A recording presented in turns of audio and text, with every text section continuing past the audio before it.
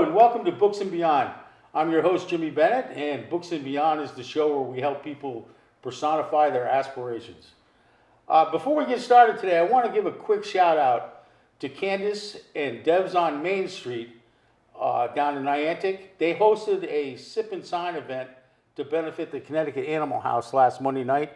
It was a wonderful event, fantastic food, the bubbly flowed, great people. It was just a beautiful cocktail-like atmosphere. There was 5 of us local authors.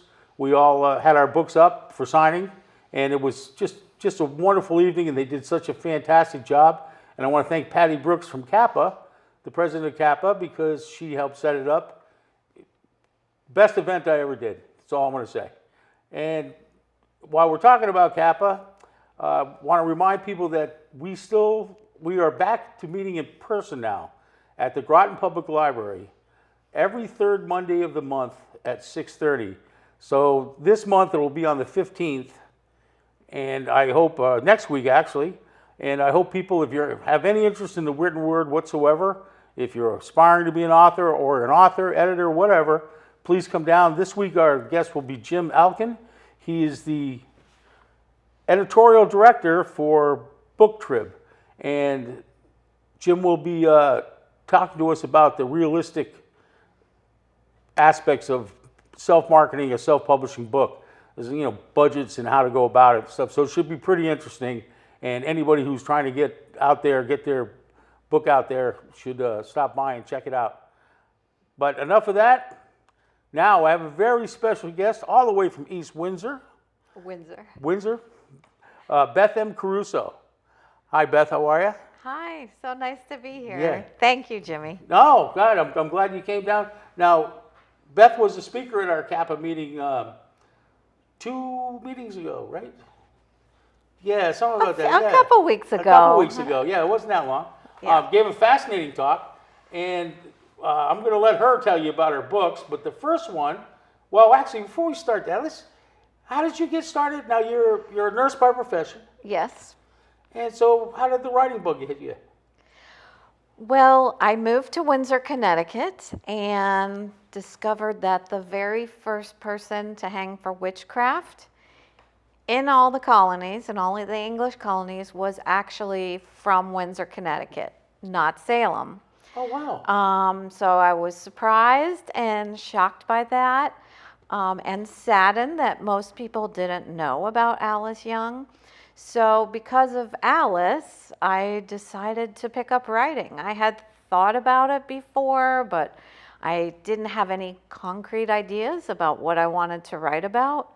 So when Alice showed up and she needed attention and the world needed to know about her, that's when I said, all right, I got to write this and research it first and figure out how I'm going to bring her to life for the world. So that's how I got started.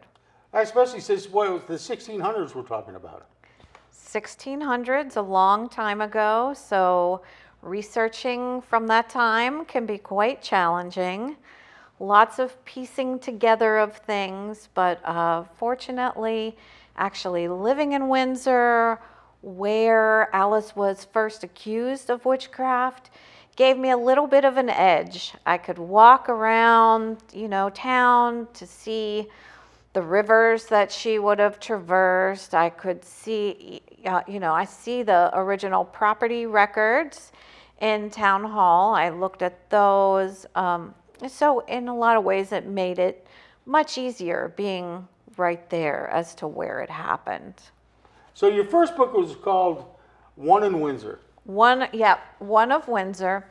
The reason the book about Alice Young is called One of Windsor is because until the late 1800s, nobody even knew her name, let alone, know that she was the first person hanged for witchcraft. All there was one reference in John Winthrop's diary in Massachusetts. He started Massachusetts Bay Colony, and he kept meticulous records of what was happening in the colonies. And an entry in 1647, he said, one blank of Windsor arraigned and executed for a witch in Hartford. And that's all we knew until a historian in the late 1800s found her actual name on the inside cover of what today is called the Matthew Grant Diary. Now it used to be the Old Windsor Church record. And so from there we knew, well, most people didn't know, but this historian knew that Alice Young was hanged, and it was May 26, 1647. His daughter later published an article in the Hartford Courant. So that was the first time the public had ever heard about her.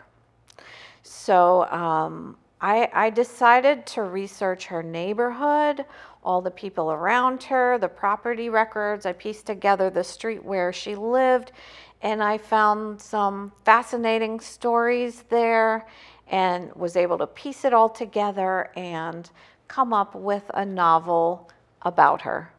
I really just think that's great. It's like almost like archaeology detective kind of thing. You know what I mean? Finding the old pieces and putting them together like that.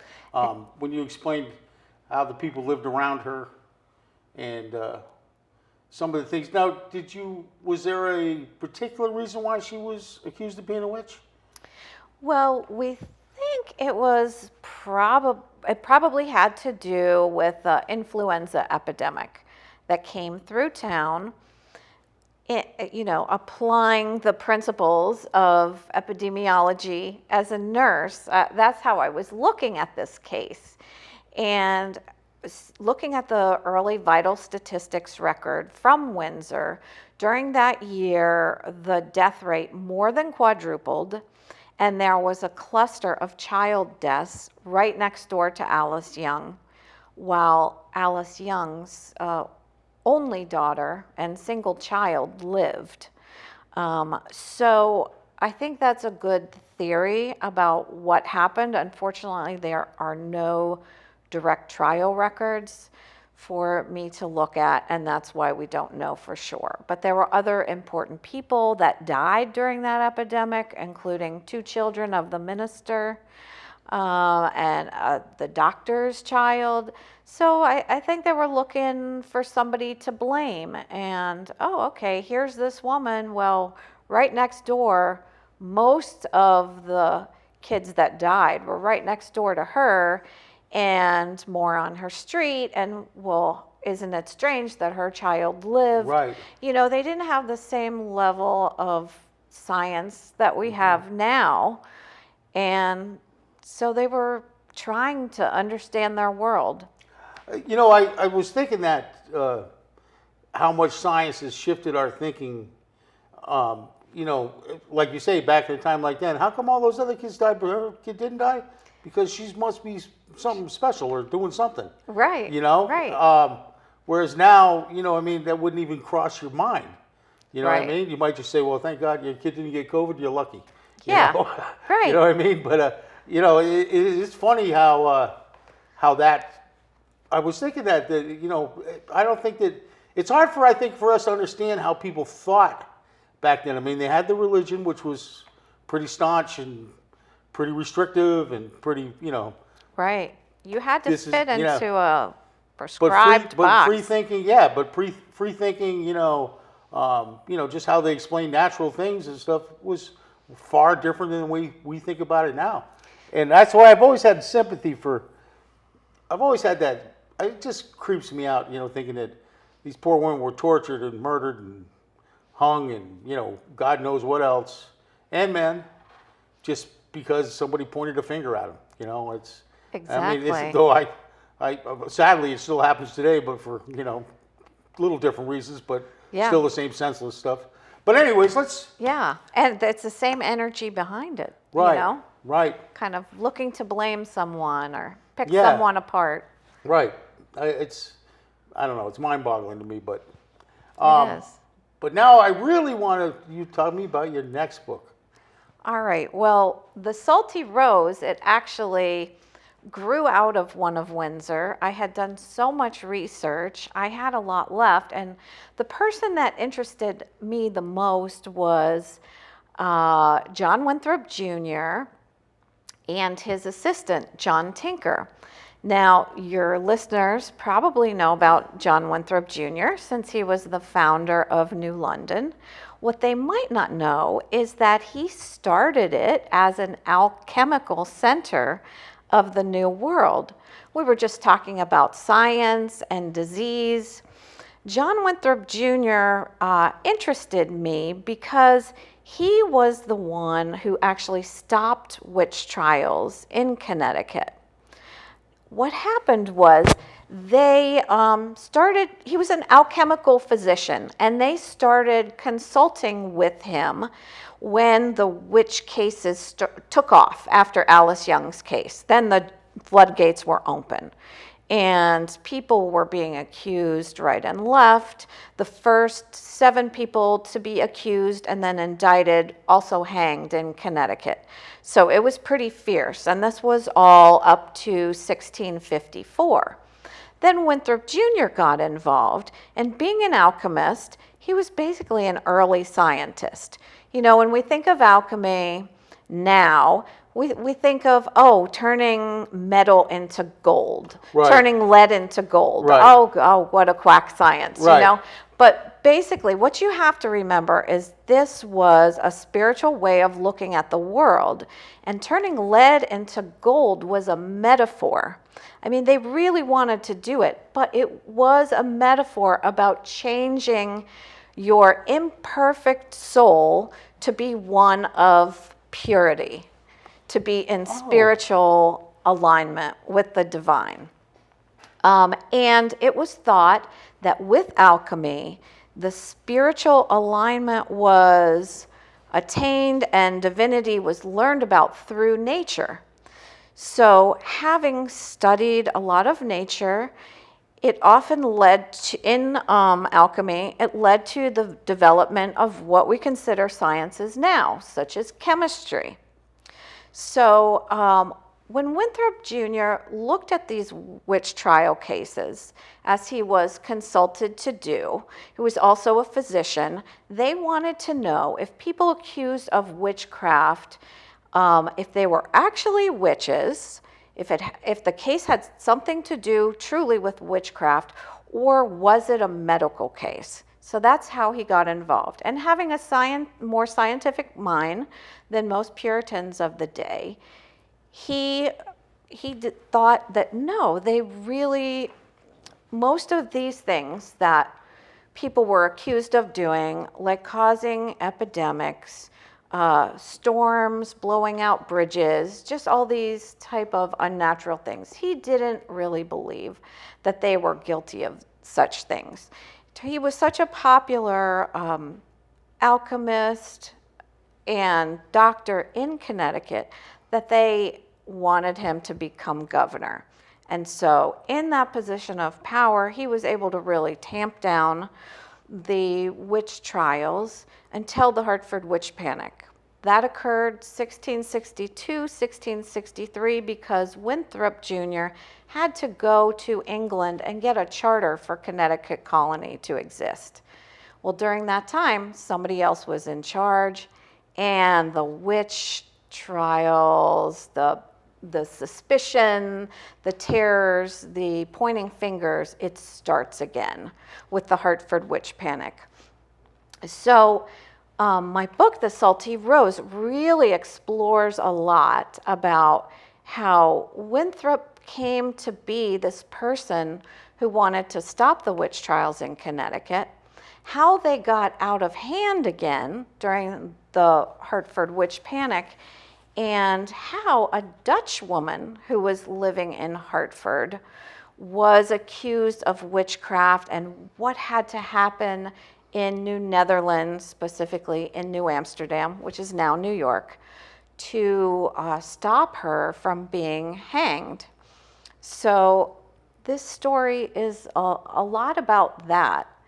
And I love it because I had a chance to really look at the differences between the New England colonies, very strict Puritans, and the Dutch in New Amsterdam. You know, they didn't come for their religious objectives or freedom. They came for trade. They were all about business. Yep.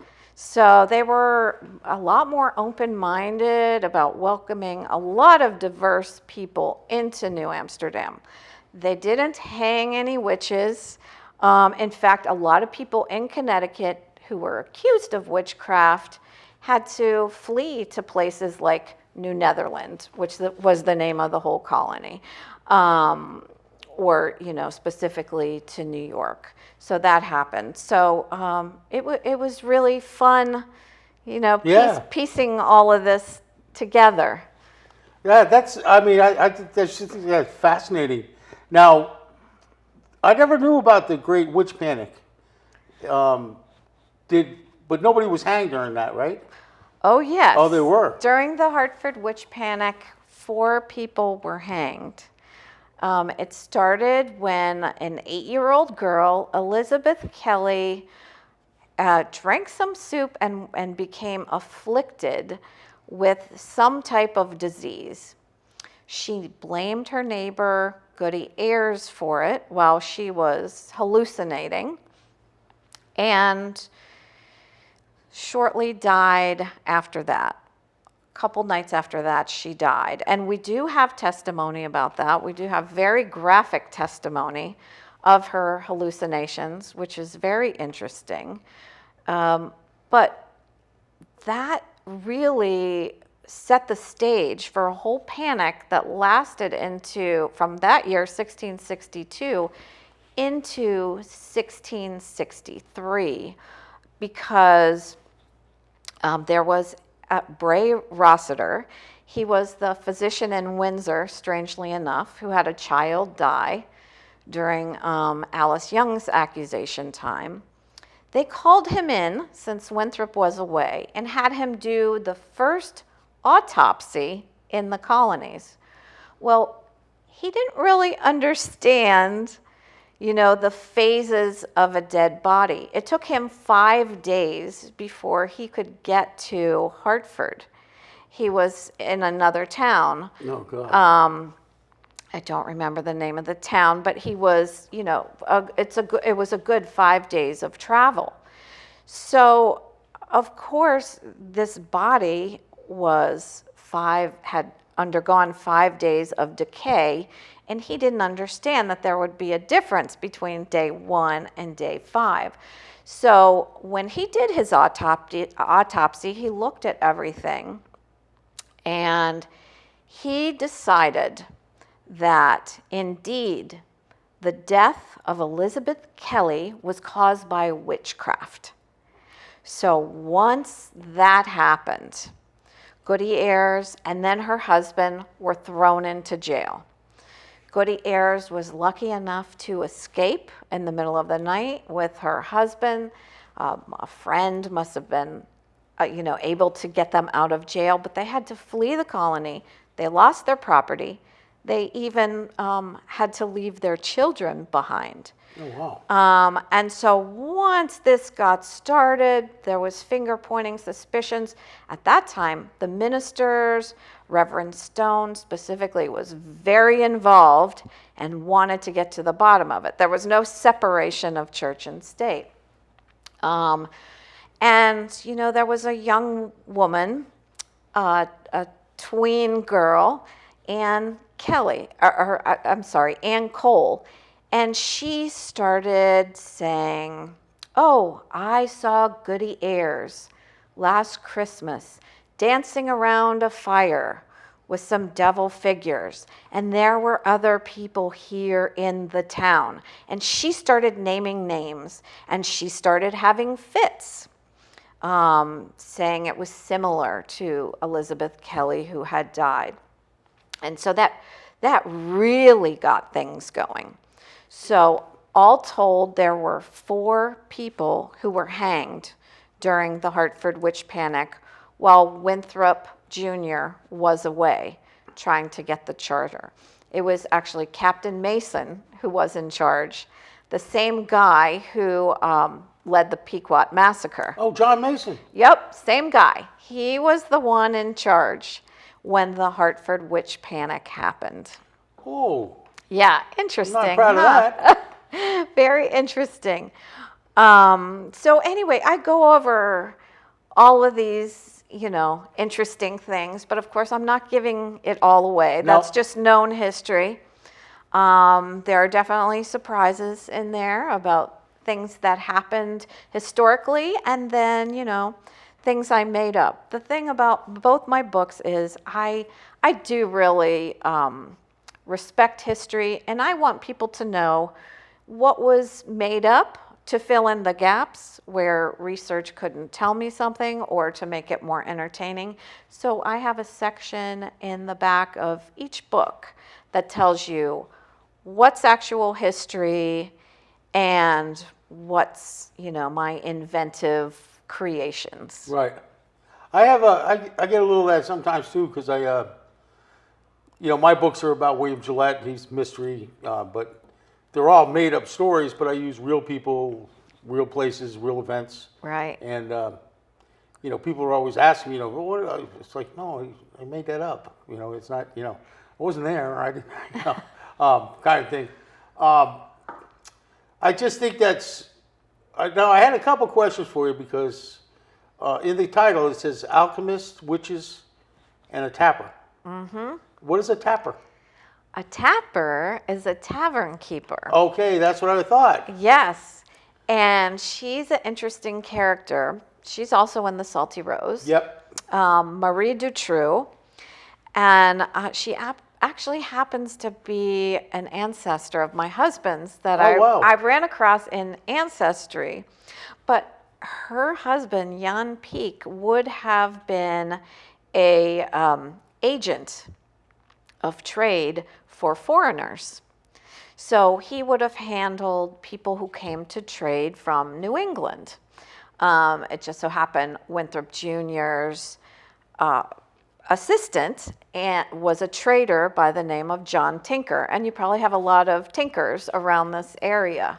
So he was also a major character in one of Windsor. So in some ways, it's a book that stems from that. In many ways, it is. So anyway, she gets involved. She's very eccentric. She's always getting in trouble with the law, selling liquor to Indians, what they called Native Americans back then, and that was a big no-no. Just selling beer on Sunday, selling after hours, just, disregard for the law. But she's got a heart of gold. And she hears about Judith Varlett, the one woman who's living in Hartford, who's accused of witchcraft, and she wants to help. And so her story is intertwined with this whole other witchcraft, witch trial story from New England. So in this book, the two colonies, the stories from both really do merge. Oh, wow. That's nice. I like that. I mean, I can see the tavern, too, would be important, because, that was their central, pretty much their central gathering place, That's where everybody got together. Right. Now, let us talk about your new project. Well, there's a couple things going on. I do have a sequel to one of Windsor that I am working on right now. It's coming along very nicely. I have no idea when it's going to be published.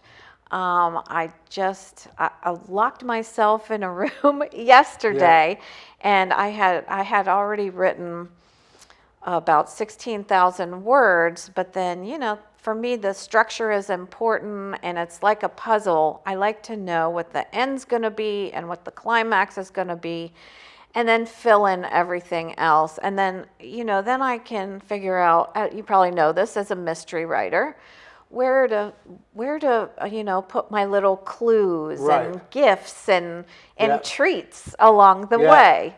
Laying the breadcrumbs. Yeah, laying the breadcrumbs. So I had a good session yesterday, closed in my room, figuring all that out and how to put these 16,000 words into that framework, and actually discovered some more things historically, which were pretty exciting about connections and all that.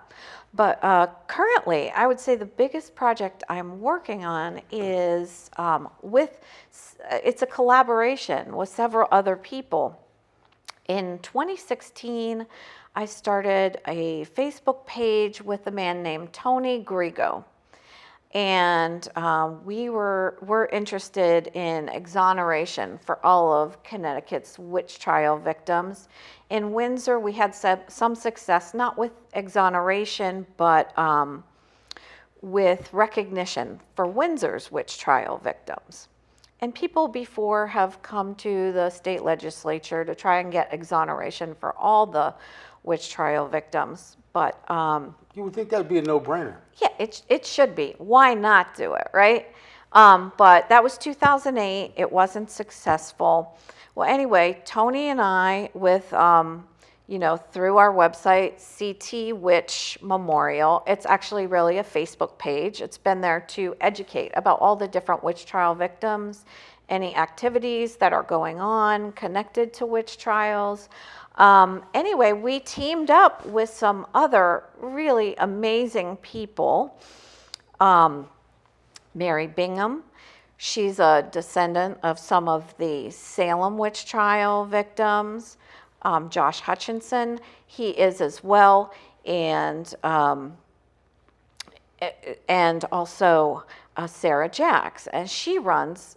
Both of those two run other witch trial sites. So we all have this common interest, common thread, and feel like it's time for Connecticut to exonerate its witch trial victims. As a matter of fact, though, didn't I just hear that the last witch from the Salem witch trials was exonerated? Yes, I was about to tell you that. We're kind of going on the coattails of that. Representative Jane Garibay, who is my rep for Windsor, has agreed to work with all of us on this exoneration project. It is on the coattails of Elizabeth Johnson Jr., who was the last person convicted in Salem. She was overlooked somehow, and so school kids, junior high, I think 8th grade, they wrote to their legislature, and basically they did that. So that's what we're working on in Connecticut. Well, great. I wish you good luck with that. I mean, it seems like a no-brainer, but the wheels of bureaucracy grind slowly. Well, thank you so much, Beth. This has been very entertaining. I think it's a great subject.